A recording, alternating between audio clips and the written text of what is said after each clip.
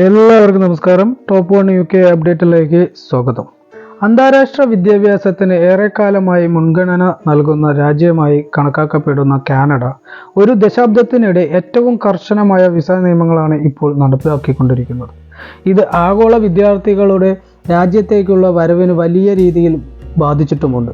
Immigration, refugees and citizenship Canada കണക്ക് പ്രകാരം 2025 Indian വിദ്യാർത്ഥികളുടെ ഏകദേശം 80% വിസ അപേക്ഷകളും നിരസിച്ചിട്ടുണ്ട്.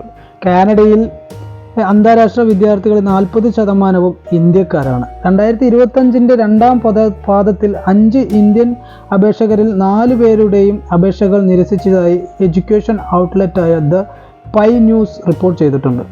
കാനഡ സർക്കാരിൻ്റെ കണക്കനുസരിച്ച് 2024 1.88 ലക്ഷം ഇന്ത്യൻ വിദ്യാർത്ഥികൾക്ക് പ്രവേശനം ലഭിച്ചിരുന്നു. ഇത് 2 വർഷം മുൻപുള്ളതിനേക്കാൾ ഇരട്ടിയിലധികമായിരുന്നു.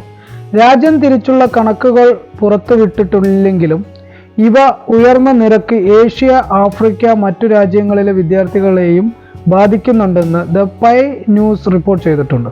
ഇത് അന്താരാഷ്ട്ര വിദ്യാഭ്യാസത്തോടുള്ള കാനഡയുടെ സമീപനത്തിനും മാറ്റം വരുത്തിയിട്ടുണ്ട്. ദശാബ്ദങ്ങളായി സുരക്ഷാ അവസരങ്ങൾ, മികച്ച സ്ഥാപനങ്ങൾ എന്നിവ കാരണം പല വിദ്യാർത്ഥികളുടെയും ഇഷ്ട രാജ്യങ്ങളിൽ ഒന്നായിരുന്നു കാനഡ. എന്നാൽ നിലവിൽ കണക്കുകൾ വലിയ മാറ്റമാണ് കാണിക്കുന്നത്. ഇന്ത്യൻ വിദ്യാർത്ഥികൾക്കിടയിൽ കാനഡയ്ക്കുള്ള മുൻഗണന 22-ൽ 18% ആയിരുന്നുവെങ്കിൽ 2024 വെറും 9% കുറഞ്ഞിരിക്കുന്നു.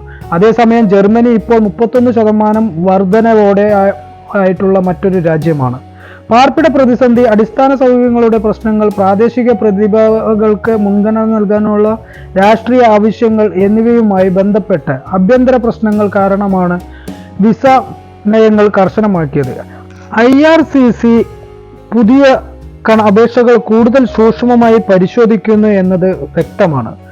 ബോർഡർ പാസിന്റെ vice president Jonathan Sherman the PIE ന്യൂസിനോട് ഇങ്ങനെയാണ് പറഞ്ഞിട്ടുള്ളത്. കൂടാതെ വിദ്യാർത്ഥികൾക്ക് കൂടുതൽ തടസ്സങ്ങൾ നേരിടേണ്ടി വരുന്നുമുണ്ട്. VN എക്സ്പ്രസ് പറയുന്നതനുസരിച്ച് കാനഡ വിദ്യാർത്ഥികൾക്ക് ആവശ്യമായ സാമ്പത്തിക രേഖയുടെ മിനിമം തുക 20,635 കനേഡിയൻ ഡോളറായി ഏകദേശം 13.13 ലക്ഷം രൂപയായി വർദ്ധിപ്പിച്ചിട്ടുണ്ട്. അതേസമയം അന്താരാഷ്ട്ര വിദ്യാർത്ഥികൾക്കുള്ള തൊഴിൽ നിയമങ്ങളും കൂടുതൽ കർശനമാക്കിയിട്ടുണ്ട്. 2025 4.37 ലക്ഷം പഠനാനുമതികൾ മാത്രമേ കാനഡിയൻ ഗവൺമെന്റ് ഉദ്ദേശിച്ചുള്ളൂ. ഇത് 2024 ഏകദേശം 10% കുറവാണ്. അതുകൊണ്ട് തന്നെ കാനഡയിലേക്ക് വളരെയധികം ഇന്ത്യൻ വിദ്യാർത്ഥികൾ പോയിക്കൊണ്ടിരുന്ന ഒരു സമയം ഉണ്ടായിരുന്നു.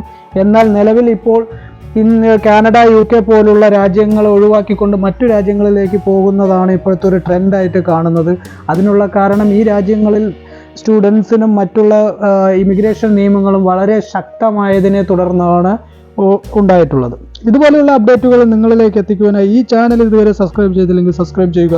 നിങ്ങളുടെ അഭിപ്രായങ്ങൾ കമൻറ്റ് ചെയ്യുക. നന്ദി, നമസ്കാരം.